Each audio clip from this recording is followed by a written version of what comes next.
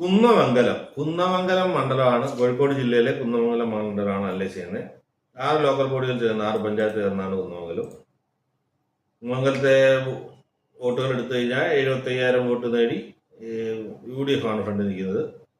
59,000 vote, 15,000 vote വ്യത്യാസമുണ്ട്. LDF 2ാം സ്ഥാനമാണ്.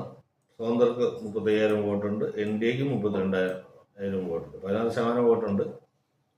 UDFന് 71 vote, 71 മെമ്പർമാരുള്ളപ്പോൾ LDFന് 49 മെമ്പർമാരേ ഉള്ളൂ.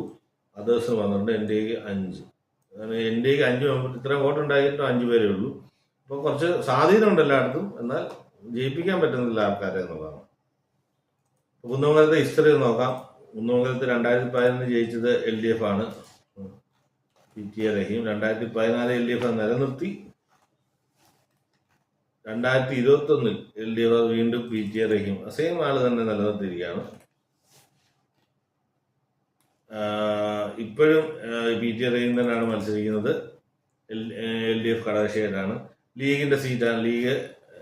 കോൺഗ്രസ് മത്സരിച്ചുകൊണ്ടിരുന്നത്, ഇത്തവണ ലീഗിനാണ് കൊടുത്തത്. കോൺഗ്രസ് മത്സരിച്ചുകൊണ്ടിരുന്നത് ലീഗിന് കൊടുത്തിരിക്കുകയാണ്. MA റസാഖിന് ആണ് അവിടെ സ്ഥാനാർത്ഥി. BJPയുടെ VK സജീവൻ. അപ്പം അത് നോക്കുകയാണെങ്കിൽ കോഴിക്കോട് ജില്ലയിൽ ലീഗിന്റെ വോട്ടുകൾ സ്വാധീന ശക്തികളുള്ളതെല്ലാം UDFന് ഭയങ്കരമായിട്ടും കഴിഞ്ഞ ഇലക്ഷനുകളിൽ അവരുടേത് കൊഴിഞ്ഞുപോയ മുസ്ലിം വോട്ടുകൾ ശക്തമായി തിരിച്ചു വരുന്ന ഒരു ട്രെൻഡ് ഇപ്പോൾ ഉണ്ട്. ഓൾറെഡി പഞ്ചായത്ത് തെരഞ്ഞെടുപ്പിൽ 74,000 വോട്ട് നേടി ലീഗ് UDF ഫ്രണ്ടിലാണ്. അതേപോലെ 71 മെമ്പർമാരുണ്ട്. അപ്പോൾ അതുകൊണ്ട് കുന്നമംഗലം UDF ഒരു ഈസി വിന്നായിരിക്കുമെന്നാണ് എൻ്റെ അനാലിസിസ്.